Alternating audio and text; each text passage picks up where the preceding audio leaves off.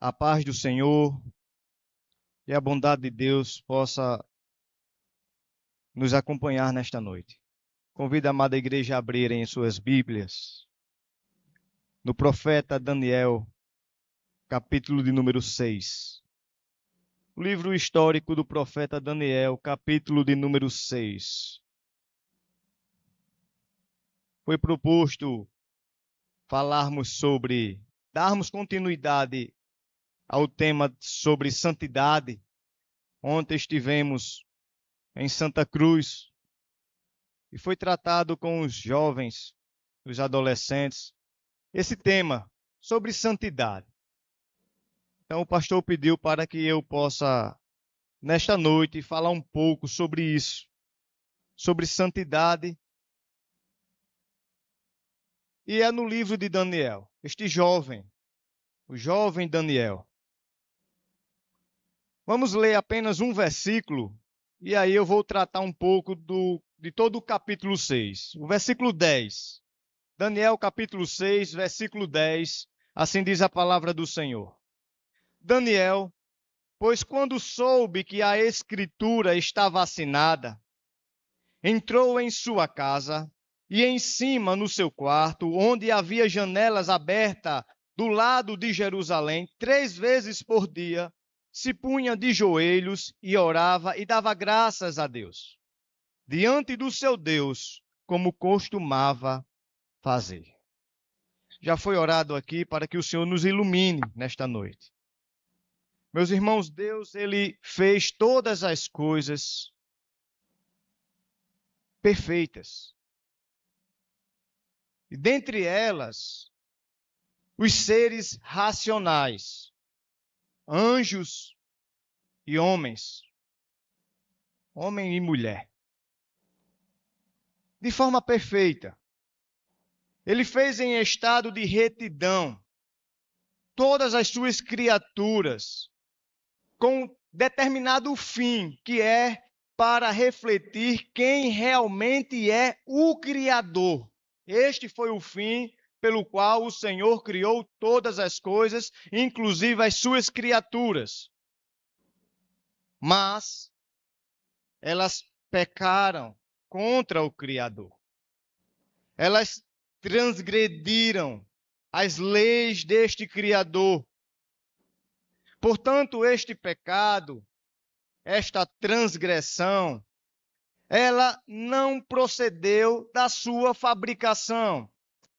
Ou seja, o pecado não procede do Criador, não procede de Deus. Eclesiastes, capítulo de número 7, versículo de número 29, a palavra do Senhor diz que eis o que tão somente achei, que Deus fez o homem reto, mas ele se meteu em muitas astúcias. A confissão de fé de Westminster, que trata sobre santidade, no capítulo 13, tem 3 seções. Elas dizem assim: os que são eficazmente chamados e regenerados, tendo sido criados nele um novo coração e um novo espírito, são, além disso, santificados real e pessoalmente pela virtude da morte e ressurreição de Cristo Jesus, por sua palavra e por seu Espírito que neles habita. Contudo, o plano de Deus, o projeto de Deus para as suas criaturas não foi falhado. Deus enviou o seu Filho, Jesus Cristo, para que, por meio da sua morte e ressurreição, de forma eficaz, chamasse, regenerasse as suas criaturas que Ele mesmo escolheu. Portanto, todos aqueles que são eleitos de Deus são santificados por Deus. Portanto, o Senhor, Ele deu a solução para o pecado. Ele consertou o erro do homem, Lá em Gênesis, a palavra do Senhor vai dizer que ele sacrificou um animal e vestiu desta pele de animal Adão e Eva, porque Adão e Eva tentou solucionar o seu problema vestindo com folhas de figueira. E as folhas de figueira, alguns estudiosos dizem que são folhas parecidas como folhas de ortiga. Quando eu e você tentamos solucionar o problema do nosso pecado, nós nos afundamos ainda mais no nosso pecado, porque só existe uma pessoa para solucionar o meu e o seu pecado. Essa pessoa é Jesus de Nazaré. E quando ele soluciona, ele santifica você. Ele me santifica. Ainda na segunda sessão, a confissão de fé diz: esta santificação é no homem todo, porém imperfeita nesta vida. Ainda subsiste em todas as partes dele restos da corrupção, ou seja, por mais que sejamos santificados, ainda neste corpo, enquanto nós vivemos aqui na terra, ainda haverá vestígios da corrupção. É o já e o ainda não.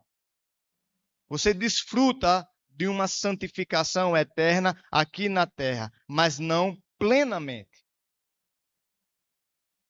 Na seção 3, a confissão de fé vai dizer que nesta nossa caminhada aqui na terra, há uma luta entre a carne e o espírito. E nesta guerra, embora prevaleça por algum tempo as corrupções que restam, contudo, pelo contínuo socorro da eficácia do santificador Espírito de Cristo, a parte regenerada conquista a vitória. Mas uma outra notícia maravilhosa é que eu e você, que já morremos para o pecado em Cristo Jesus, em sua morte, nós ressuscitamos para a vida e temos esta condição de dizer não para o pecado. Então, quando nós olhamos para o livro de Daniel, um livro que não é tão popular, não é tão pregado nos púlpitos das igrejas, ele é um livro necessário para os dias de hoje. Porque Daniel, ele foi um homem eleito por Deus, um homem regenerado por Deus, e um homem que dizia não para o pecado, porque ele sabia quem era o seu Criador. Ele tinha esse senso de conhecer o seu Criador.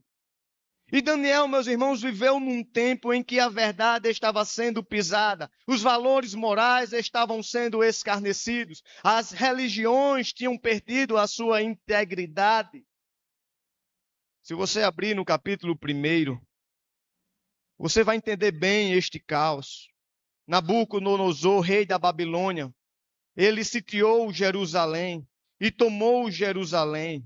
Ele levou aquelas pessoas mais eruditas de Jerusalém, os jovens mais sábios, sem defeito, de boa aparência, instruídos em toda sabedoria, doutores em ciências, versados no conhecimento e que fossem competentes para assistirem no palácio. Dentre eles estava Daniel. Eles mudaram o nome de Daniel. Eles mudaram o nome dos amigos de Daniel. Portanto, Daniel não estava mais na sua casa. Daniel agora não ouvia mais ser chamado por Daniel, e sim agora por Beltesazar. Daniel estava vivendo, meus irmãos, em um cenário espiritual decadente. A palavra do Senhor diz em 2 Crônicas, capítulo 36, versículo 14, que todos os chefes dos sacerdotes e o povo aumentava cada vez mais a sua infidelidade nesses dias, seguindo todas as abominações dos gentios, e profanaram a casa do Senhor que ele tinha santificado para si em Jerusalém. Destruíram o templo do Senhor em Jerusalém. Meus irmãos, muitos de nós estamos vivendo nesta crise espiritual nos dias de hoje. Muitos jovens e adolescentes estão vivendo nestes dias em que a religião, o cristianismo está sendo pisado, esmagado, distorcido. Esses jovens estão vivendo em um tempo de relativismo, do pluralismo, onde tem uma frase clichê que é: a tolerância é uma virtude. O politicamente correto, onde você tem que tolerar todo tipo de pessoa no seu convívio, no seu ciclo de relacionamento, você tem que tolerar. É o que o pluralismo diz. Paulo, escrevendo aos Romanos, no capítulo 12, vai dizer: não se conforme com este século, mas transformai-vos pela renovação da vossa mente, que é boa, perfeita e agradável vontade de Deus. Meus amados irmãos, quando olhamos para este livro, principalmente no capítulo 6, a gente vai entender como Daniel vivia em uma vida de santidade. Eu quero destacar aqui algumas características desta vida de Daniel. Versículo de número 1. O serviço notável de Daniel na administração do reino faz com que ele se tornasse conselheiro predileto do rei. Leia comigo o versículo número 1. Pareceu bem a Dário constituir sobre o reino a 120 sátrapas, que estivessem por todo o reino, e sobre eles 3 presidentes, dos quais Daniel era um, aos quais estes sátrapas dessem conta para que o rei não sofresse dano. Verso 3. Então, o mesmo Daniel se distinguiu destes presidentes e sátrapas, porque nele havia um espírito excelente, e o rei pensava em estabelecê-lo sobre todo o reino. Daniel se destacou de tão forma que até os sátrapas ficaram abaixo de Daniel. Mas por quê? Porque em Daniel havia um espírito excelente. Em Daniel havia um espírito que fazia com que com ele pudesse fazer as suas obrigações, as suas demandas, de forma que todos se agradassem deles. E aqui eu quero destacar essa característica da santidade de Daniel. É que essa santidade em Daniel tornou Daniel humilde. A narrativa não diz que Daniel aqui se gloriou. A narrativa não diz que Daniel usurpou de ser melhor do que os outros. Não diz. Porque Daniel, ele tinha uma vida de santidade que o tornava humilde. Meus irmãos, ser corretamente, andar em santidade de Deus, vai promover a humildade em você e não o orgulho. Aqueles que são humildes é porque têm uma vida santa. São aqueles que são santificados pelo Senhor através do Espírito Santo. Têm uma vida humilde. Por exemplo, lembremos do exemplo aqui de Pedro, registrado em Lucas, capítulo 5. Lucas, depois de haver tentado pescar, uma pesca que durou uma noite inteira, e Pedro era um bom pescador. Passou a noite inteira pescando. Pedro recebeu uma ordem de Jesus Cristo. Jesus disse: vai para o fundo do mar, vai para mais para dentro do mar e lança as suas redes.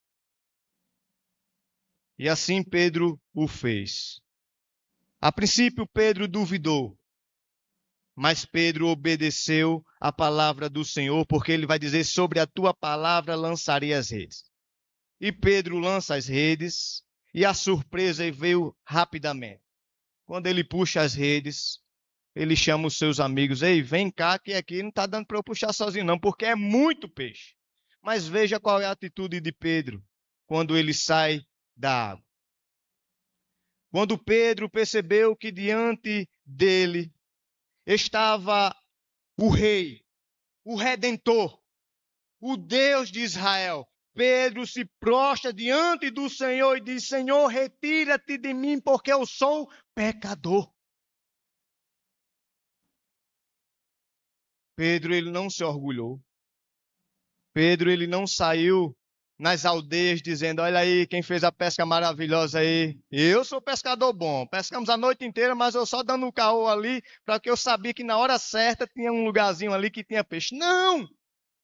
Era diante do rei que ele estava. Era diante do seu Deus que ele estava. Então Pedro, ele se curva diante do Senhor.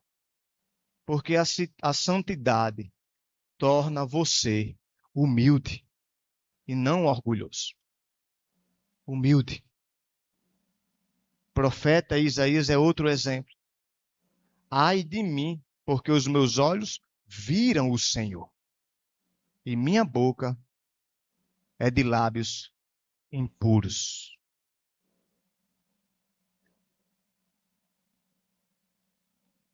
Você anda com Deus? Você tem intimidade com Deus todos os dias? Você recebe de Deus uma porção dobrada, forças, dons, talentos? Seja humilde. Não se glorie. Porque se gloriar-se em si mesmo é uma atitude de quem não tem uma vida de santidade. O reconhecimento da santidade do Senhor causou em Pedro o senso de diminuição. Diminuição do seu eu. Uma vida de santidade é uma vida humilde. Meus irmãos, e a palavra continua, a narrativa continua no versículo 4. Agora falando dessa fidelidade que havia em Daniel, que provocava essa inveja. Versículo 4, então os presidentes e os sátrapas provocavam ocasião para acusar Daniel a respeito do reino, mas não puderam achá-la nem culpa alguma, porque ele era fiel e não se achava nele nenhum erro de culpa. Essa palavra culpa significa corrupção. Não achou corrupção em Daniel.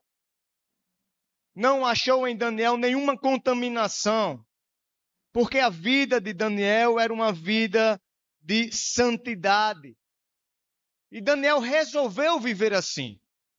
A santidade é dada pelo Senhor, mas também você tem uma parcela de contribuição. Se você abrir ainda no capítulo 1, versículo de número 8, resolveu Daniel fielmente não contaminar-se com as finas iguarias do rei. Era um banquete, irmãos.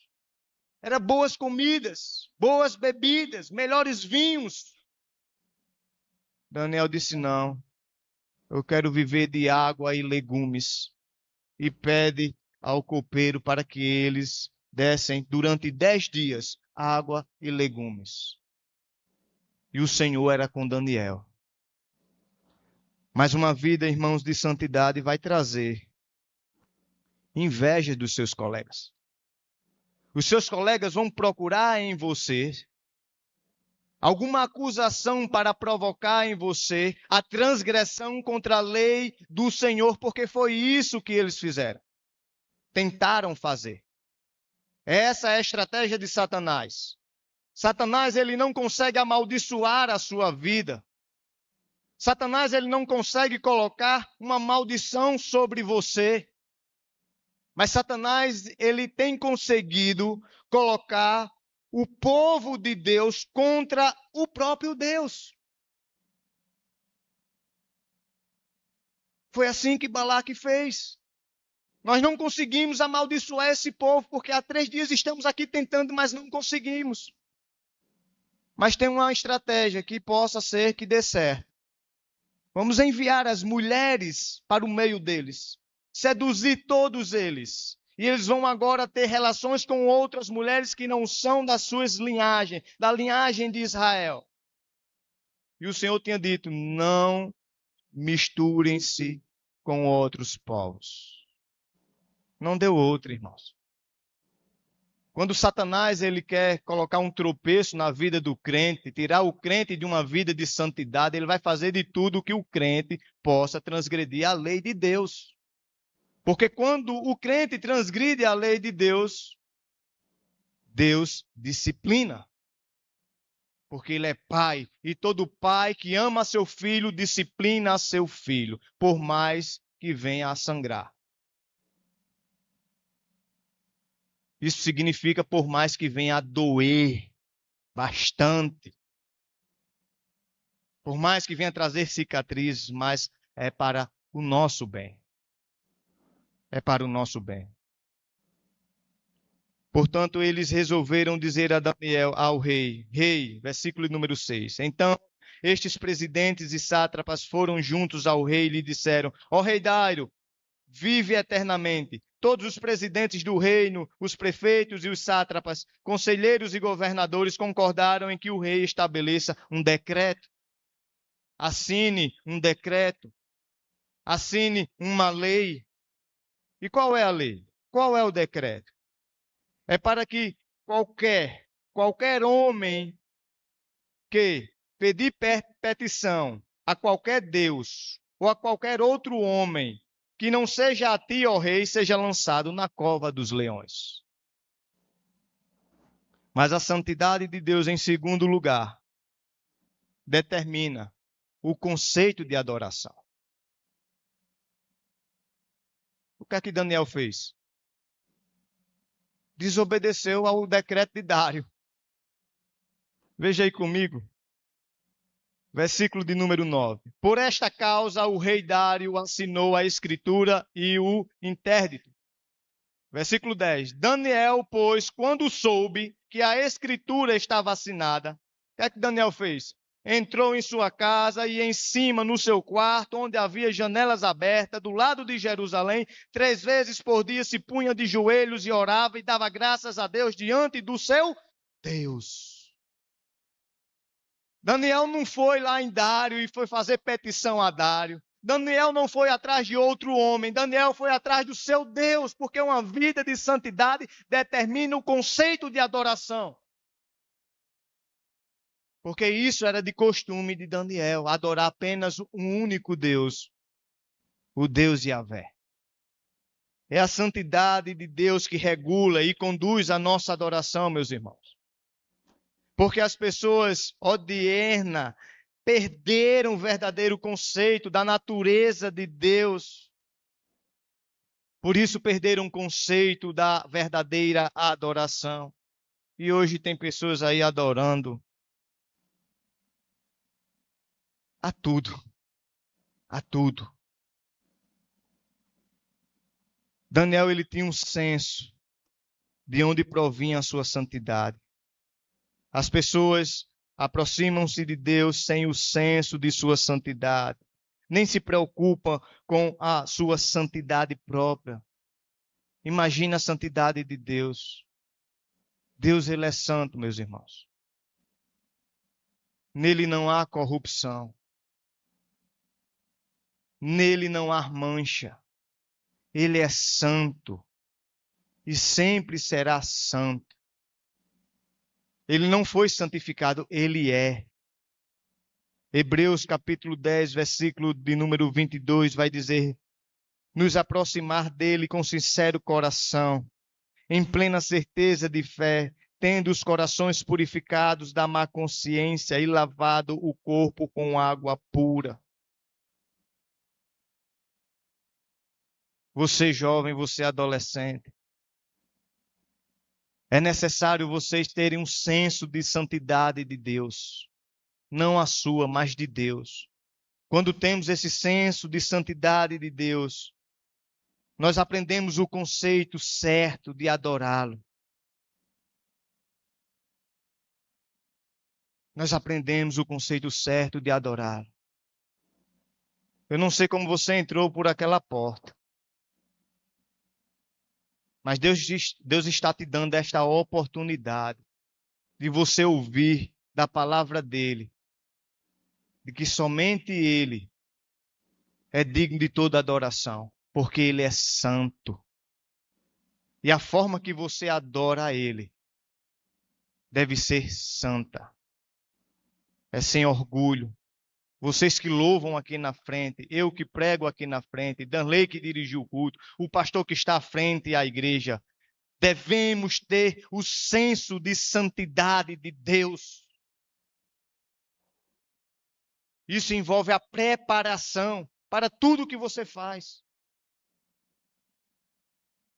A preparação é o reconhecimento de quem nós somos e pedindo a Ele graça e misericórdia para adorá-lo na sua santa presença. Porque Deus é santo, a nossa maneira de viver e de prestar culto deve ser conformada à natureza de Deus.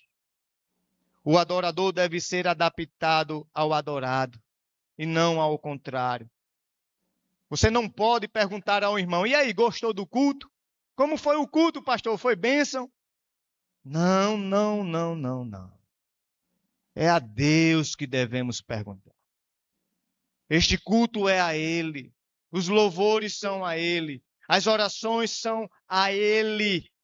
As petições a Ele. Tudo o que façamos, façamos para a glória dEle. Não estamos aqui para agradar ninguém, a não ser o nosso Deus, que é santo, santo, santo.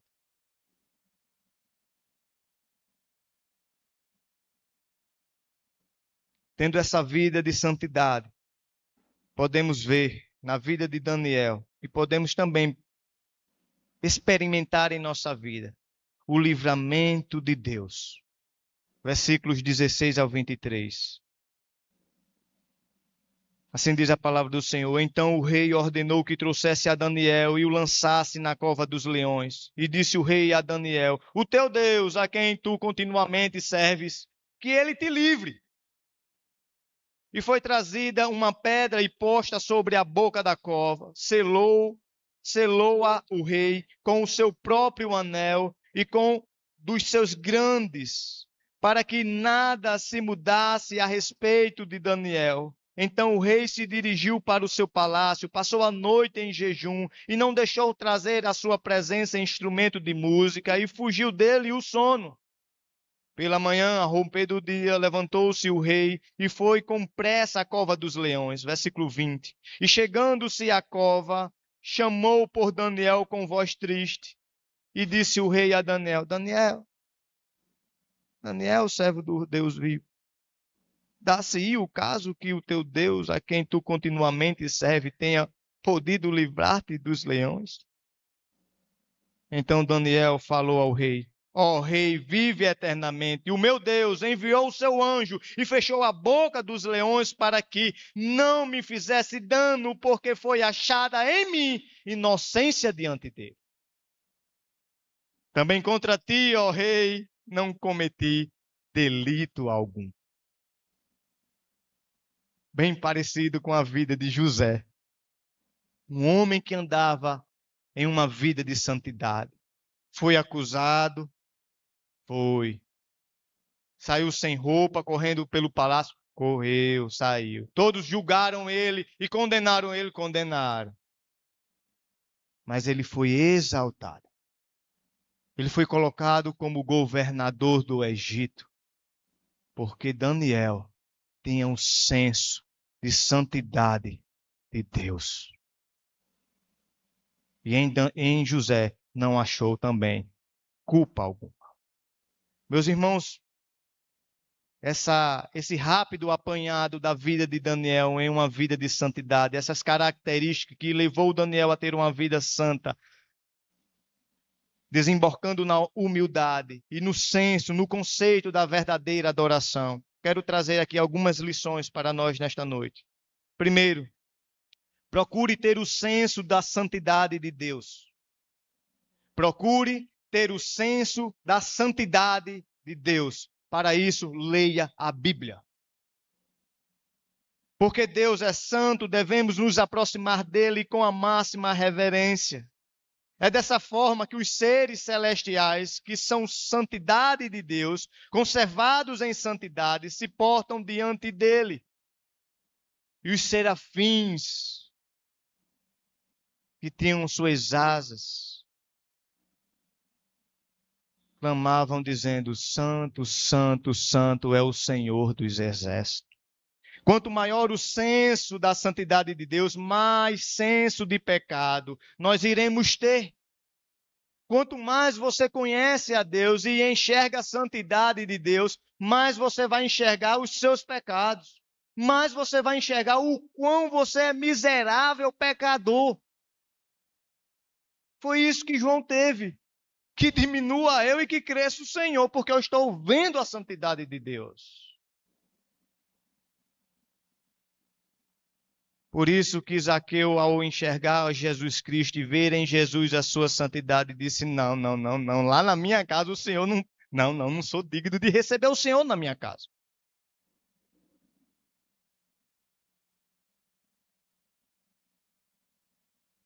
Em segundo lugar, saiba que Deus é o padrão para a nossa santidade moral. Isaías entendeu esta verdade de uma maneira muito pessoal. Ele não tratou dos pecados dos outros em primeiro lugar, mas da sua própria pecaminosidade diante da santidade majestosa e moral de Deus. Você deve andar como Deus diz que você deve andar. Eu sei que somos exemplos. Os pais são exemplos na casa. Os filhos olham para os pais e dizem: Eu queria ser como meu pai, eu quero andar assim como ele. É assim. Mas o padrão de santidade está em Deus. Saiba que Deus é o padrão da sua santidade moral. Você deve andar como Jesus andou. Você deve tratar os seus pecados e não o pecado dos seus irmãos. Deus foi a medida da consequência moral de Isaías. E por último, sejamos santos como Deus é santo. Veja o que Deus diz a respeito da sua necessidade, da nossa necessidade de ser santo. 1 de Pedro, capítulo 1, versículo 15 e 16. Segundo é santo aquele que vos chamou, tornai-vos santo também, vós mesmos em todo o vosso procedimento, porque está escrito: sede santo, porque eu sou santo. Esta ordenação divina, meus irmãos, não é uma opção que nós temos. Vou ser santo só aqui na igreja, que tem até um ditado, né? Na igreja todo mundo é santo, mas em casa, não, irmãos. É em todos os lugares. Sabendo de que propícios para relações sexuais, não fique porque vocês não vão dar conta. Não vão. Precisa fugir dessas aparências. Das rodas dos amigos que têm levado, como diz o Salmo 1, a fazerem coisas erradas, as rodas dos escarnecedores, que tramam mentiras. Quantos jovens e adolescentes têm sido até expulsos de colégios por conta que tramaram algo ali na classe, achando que era apenas uma brincadeira. Estava lá o pobre do menino, ó, crente, e entrou na ondinha. Fuja, a palavra do Senhor diz: fuja da aparência do mal, saia de perto, corra, meu irmão, corra, minha irmã, não fique, porque você vai acabar desagradando ao Senhor. Deus quer que você reflita a ética e a moral de suas leis, que está nas Sagradas Escrituras. 1 João capítulo 3, versículo 3. Assim mesmo se purifica todo o que nele tem esta esperança, assim como ele é puro. Portanto, meus irmãos, como diz a confissão de fé, essa luta não é contra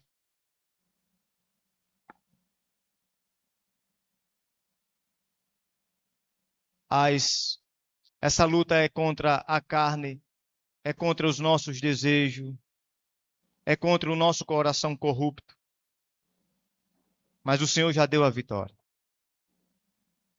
Quando você foi regenerado, o Senhor santificou você. Ele te dá armas para você possa combater esta guerra. E essas armas estão nas Escrituras. É a palavra do Senhor. É a oração como Daniel fazia 3 vezes ao dia. Todos os dias. Daniel se ajoelhava e orava todos os dias ao seu Deus. Feche seus olhos, vamos orar. Vamos pedir ao Senhor esta ajuda, esta capacitação para vivermos uma vida santa diante dele. Pai, em nome de Jesus. Aqui estamos, Senhor, te pedindo graça para vivermos, Senhor, esta vida santa. Para que possamos, ó Deus amado, nesta vida de santidade, promover a nossa humildade. Promover, Deus amado, o verdadeiro conceito de adoração. Para isso, nos dá graça, nos ajuda, Senhor, ter essa vida santa.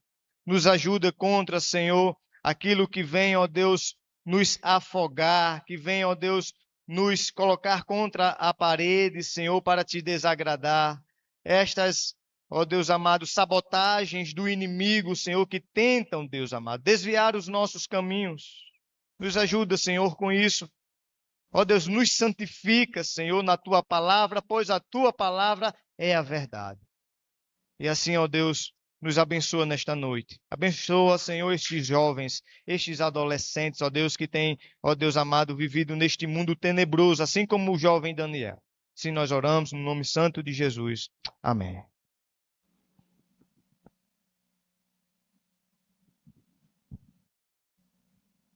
Convido o presbítero Zé Roque.